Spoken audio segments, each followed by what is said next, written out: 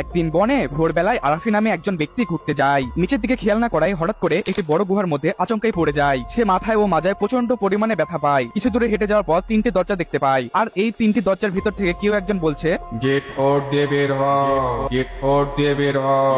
যদি গেট 4 দিয়ে বের না হও তাহলে মৃত্যু হবে। তার মানে এখানে এমন একটি দরজা আছে সেটা দিয়ে সে গুহা থেকে বেরিয়ে আসতে পারবে। যদি দরজাটি ভুল চুজ করে তাহলে তার মৃত্যু হবে। তোমাদের বের করতে হবে আরাফি কোন দরজাতে বেঁচে ফিরতে পারবে। অপশন দেওয়া হলো লেটার এম, অ্যারো এবং হার্ট গেট। সময় হচ্ছে 5 সেকেন্ড, তাড়াতাড়ি ভেবে বলুন।